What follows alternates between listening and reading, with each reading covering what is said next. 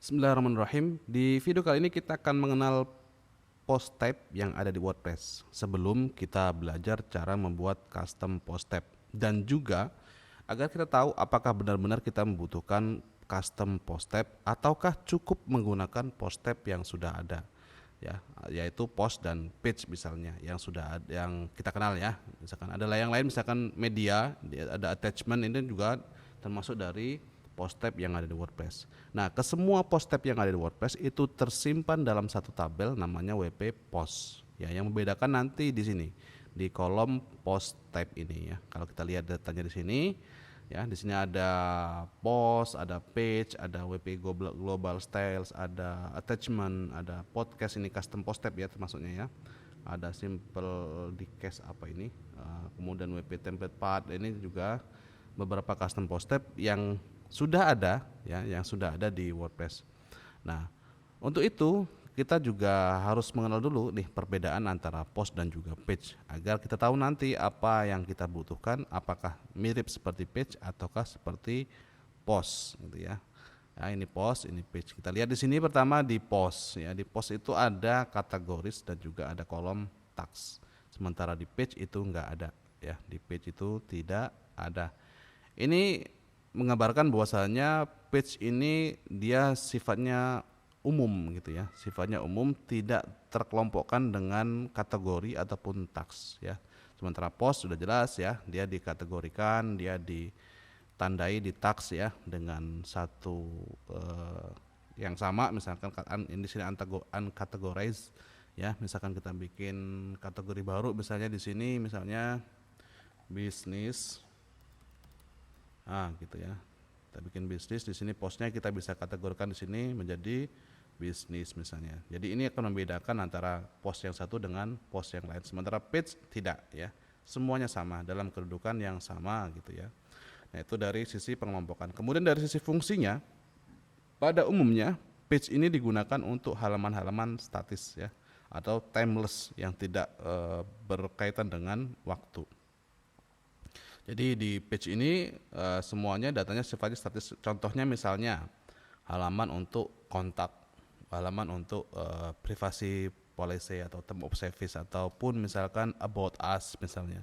Yang mana data tersebut sebenarnya umum gitu sebagai pendukung dari website yang kita buat dengan menggunakan CMS WordPress. Sementara post itu adalah data yang mungkin nanti banyak ya, kebanyakan ya banyak gitu, karena digunakan biasanya datanya untuk artikel ya, atau untuk konten di blog ya. Tentunya ya tadi seperti itu, yang masing-masing itu bisa dikategorikan atau ditandai dengan tags. Kemudian di tampilan yang dipahami atau dipahami oleh pengguna atau developer WordPress, post itu adalah data utama sehingga dia ditampilkan sebagai list ataupun card ya. Di sini bentuknya seperti kartu ya, harusnya ada gambar di sini misalnya ya. Nah, itu ditampilkan adalah di sini adalah post. Kenapa bukan page? Karena page kebanyakan sedikit ya, kebanyakan sedikit. Nah, seperti ini contohnya ya. Di sini dia sebagai pendukung misalkan submenu gitu ya. Nah, ini dari pemahaman developer WordPress bahwasanya post itu sebagai data utama, sementara page itu sebagai pendukung. Kemudian perbedaan lainnya, page ini bisa hierarki ya. Satu, ini anak, ini induknya, ini anaknya. Misalkan kita bikin ini di bawahnya lagi bisa ya. Di bawahnya hierarki gitu ya. Nah, seperti ini. Kita lihat di sini, ini ada URL-nya, ada sample page, kemudian contoh hierarki, kemudian subpage ya. Ini jadi beranak ya. Page itu bisa berhierarki seperti ini. Ini induk, anak, anaknya lagi. Sementara post itu nggak ada pilihan itu ya. Sementara post tidak ada pilihan untuk hierarki ya.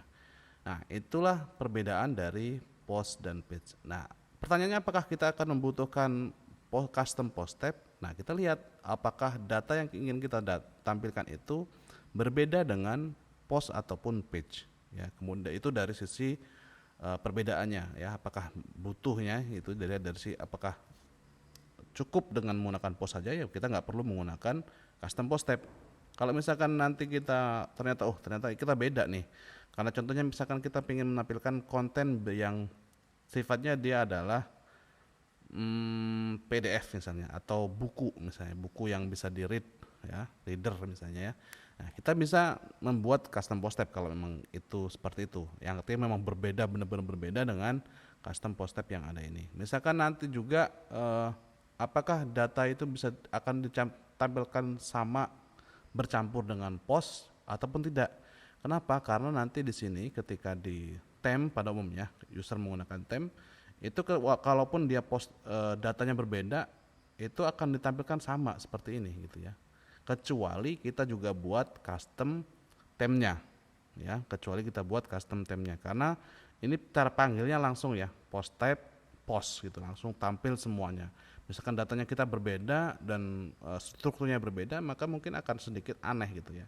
Maka untuk itu kita bisa membuat custom post tab agar terpisah dari post utama ini ya. Nanti kita bisa tampilkan di sini ya, di bawah ini misalnya tabnya berbeda ya. Ini tabnya belum saya modifikasi ya, ini default jadi WordPress gini aja gitu ya. Nah, jadi itu apakah kita membutuhkan custom post tab kalau memang datanya berbeda dan tidak bisa dikategorikan sebagai post, agar juga dipisahkan dari penampilan listnya di sini ya, kita bikin custom post tab yang berbeda. Nah, itulah alasan kita diantaranya kenapa kita membuat custom post tab nantinya ya. Di sini sudah ada contohnya, misalkan books, inilah akan kita contohkan nanti cara pembuatannya, bagaimana cara membuat custom post tab books ini ya.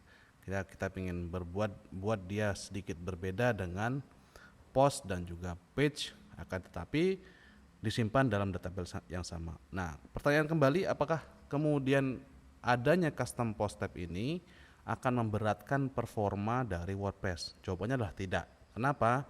Karena datanya disimpan yang sama. Datanya disimpan di tabel yang sama. Yang membuat tambah berat atau membuat performanya mungkin menurun ibaratnya, itu adalah query yang berlebihan. Misalnya di dalam satu post ini kan sudah ada post nih, sudah ada page. Ini di query dengan dua query tentunya ya, karena query-nya berbeda. Kemudian di sini tambahkan post tab yang lain lagi, tambah bawahnya post tab yang lagi, maka otomatis performa situsnya tersebut akan menurun. Kenapa? Karena dalam satu waktu itu terdapat beberapa query yang berbeda untuk memanggil dari tabel yang meskipun tabel yang sama, kecuali misalkan kita modifikasi query-nya ya, kita panggil satu sisi kemudian kita pisahkan dengan array yang misalkan gitu ya, itu secara programmatically bisa gitu. Cuman di sini kan konteksnya kita adalah pembuatan plugin yang kita tidak menyentuh pada temp, sementara untuk menampilkan data itu adalah query-nya di tempnya, bukan di di plugin gitu ya. Jadi itu saja kira-kira apakah kita akan membutuhkan post tab atau tidak. Akan tapi tetap pada video berikutnya kita akan belajar cara membuat custom post tab yang berbeda dengan di WordPress. Sampai jumpa di video berikutnya.